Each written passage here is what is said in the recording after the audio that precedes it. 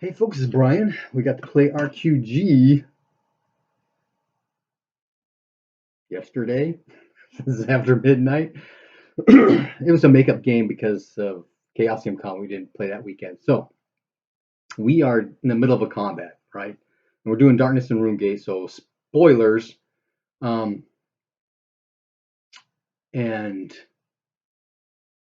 I ran some dice rolls before the session to help weed out some of this extra soldiers and extra brew thing to get that stuff out of the way. And there was some interesting stuff that happened from that. And then one of our players who wasn't able to make it last time was making it tonight. So I just kind of stuck him in the back against one side. There's some brew there, going to attack him. And then another one of our players was not going to be able to make it this session, but was in the last one. So we had the player who was running Miriam, the shaman, actually run a Jarstakos for him, since Miriam is sick in the woods. What a mess. Well, anyway, so we're doing some of that kind of stuff, getting things arranged and various discussions and whatnot. And then combat ensues, right?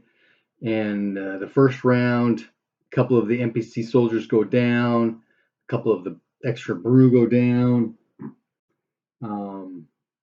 And so there's this congregation in the western edge of the combat where the brew are starting to come around, but David moves up to kind of present a blocking position. And then Jarstakos actually comes up to get his sword because his sword's over there. He threw it last game with a fumble.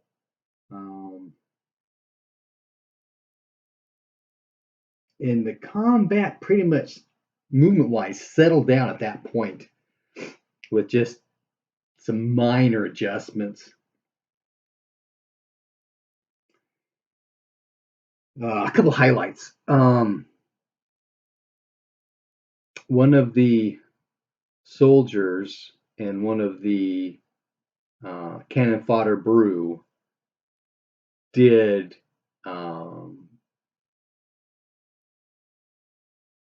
dueling is not the right word. Did fumbles together.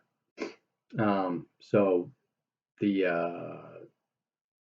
soldier lost a D3 of attacks, but the brew did hit self in the abdomen for enough to put him, down. So that was kind of an interesting thing that eventually came up. I had some stuff happen on round 1, a couple things happened in round 2, one thing happened in round 3, another thing in round 4. And so this was all preceded to happen as things were going around. We did have a couple of crits tonight. One of the brew rolled an +1 against Arestra, and Jarstakos rolled an +1 against one of the brew.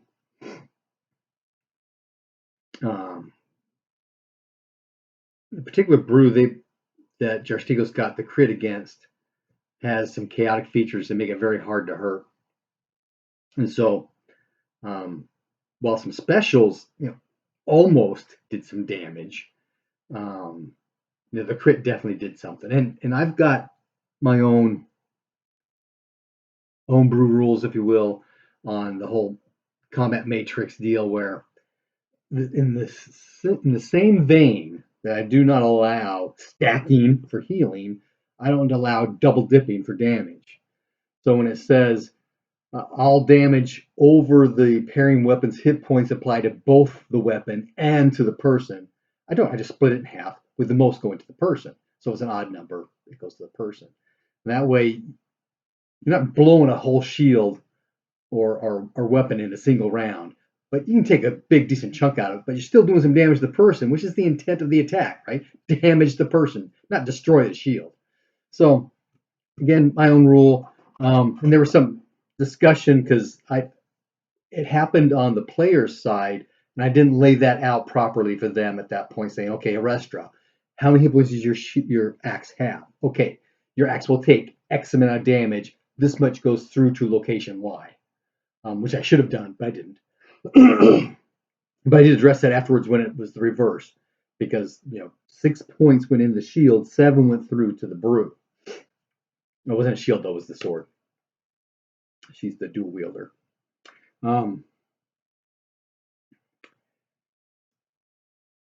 So there was that kind of mechanic. So Arestra took max damage to her leg. She went down. She had a couple heal 2 on her leg, and then was fighting from the ground kind of deal. We also had forgotten about the fetch. The fetch was still visible, so it should have been around doing things similar to the shaman's awakened owl. Awakened owl was doing a vigor on everybody could kind of thing, and it would have been doing some heal on these people as players were taking damage. So we kind of retconned that piece. But Sevros, and when I was doing this whole NPC non-player monster, NPC non-player NPM monster stuff beforehand, Sevros got whacked in the head for enough to put him negative.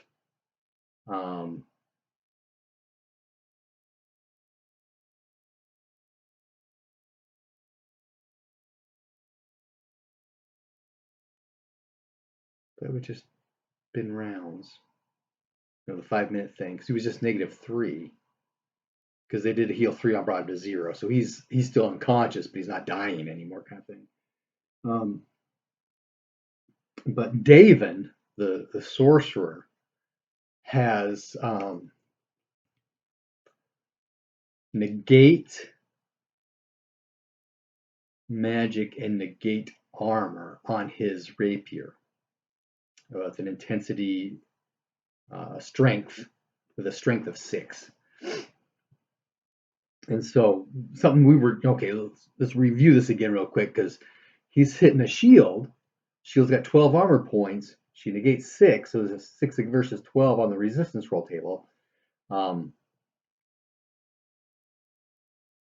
so we actually, I allowed all this negate stuff to happen to whatever is touching. So shield, it gets through the shield, and there's a chance of because she doesn't have protection up yet, but she's gonna put protection up now.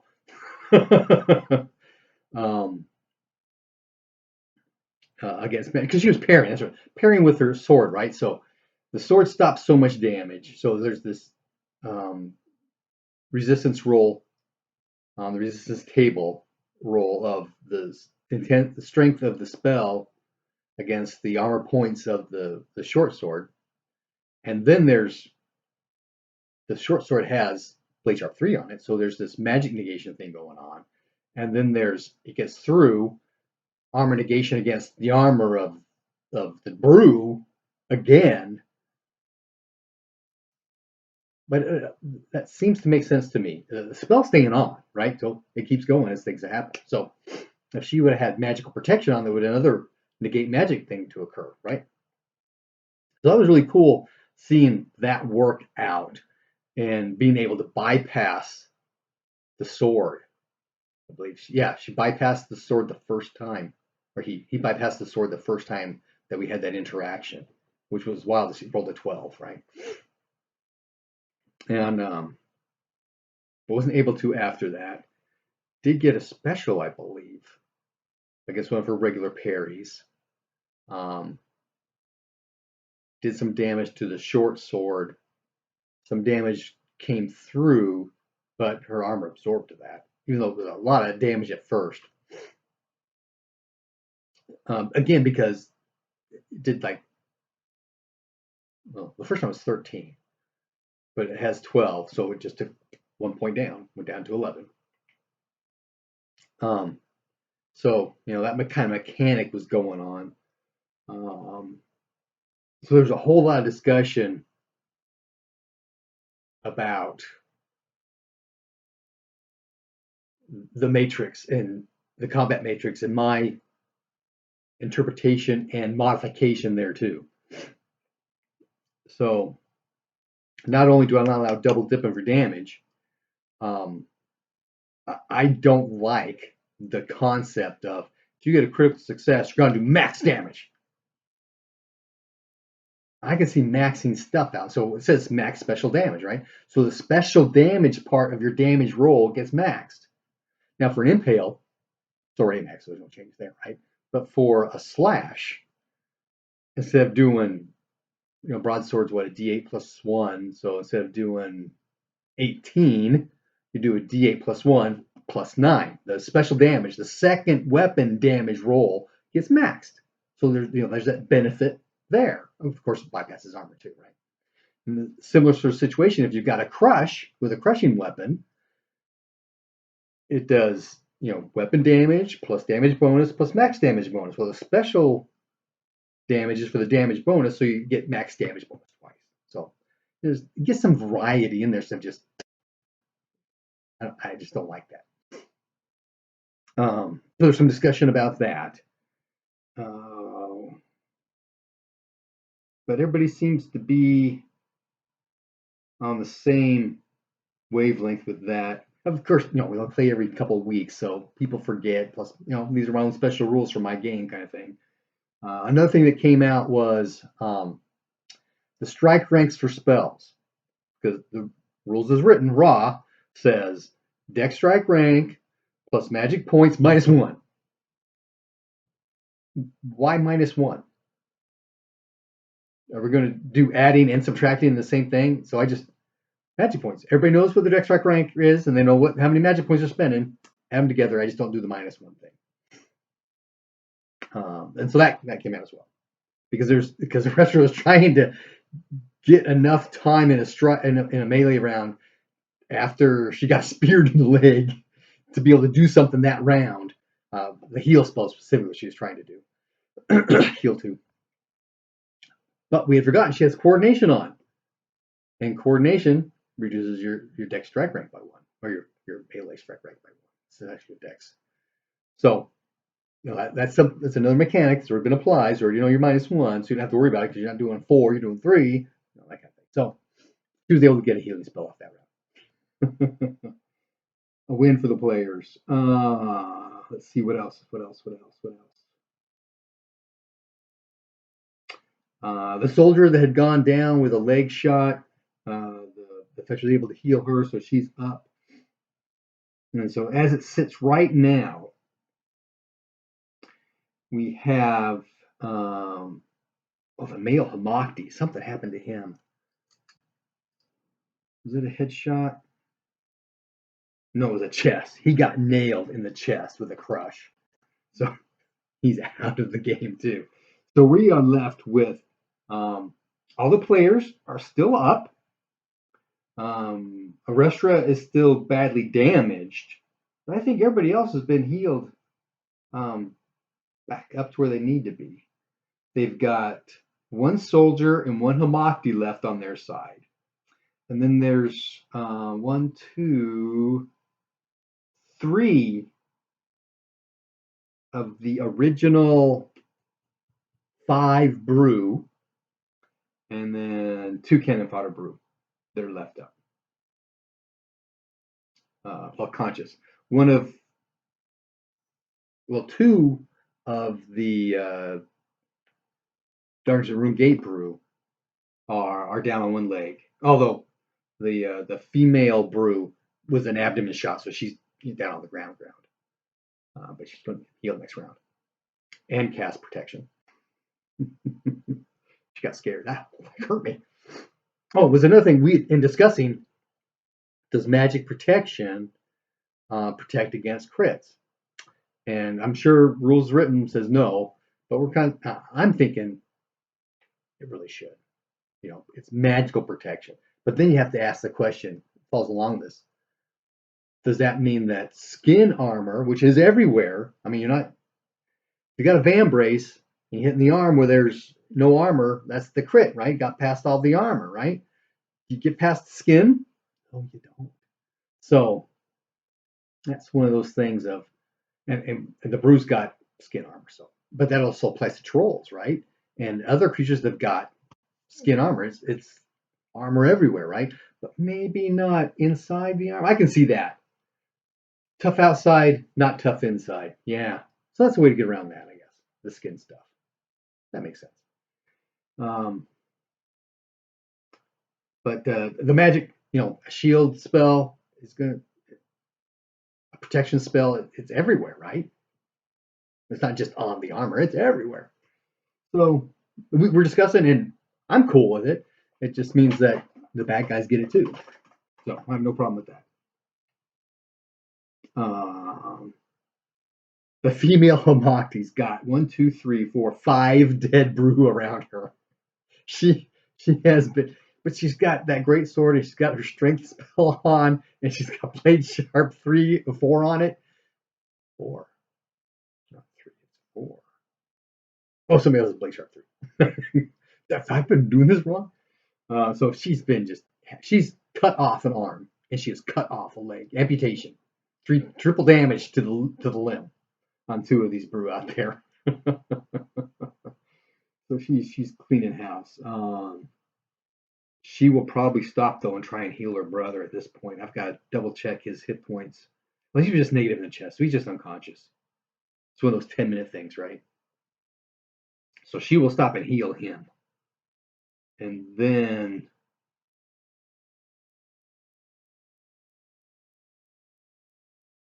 we'll probably help out Juchi with that side of the fight, because the soldier is going to go to the other side of the fight with the rest of the party.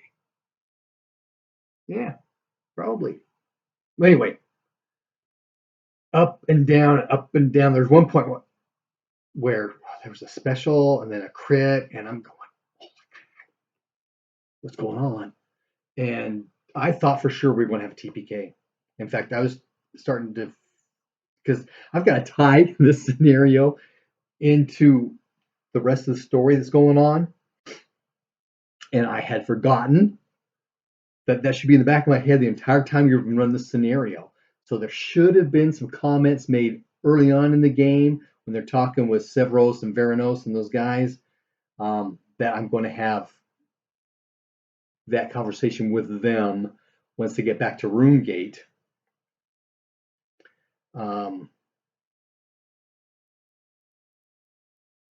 To pull them back into the rest of the story that's going on, right? Which reminds me, Juchi cast Sunbright on David to give him that Shimmer 2 effect. But so you got a 60-foot radius, noonday sun, and it's after midnight. So big flash of light.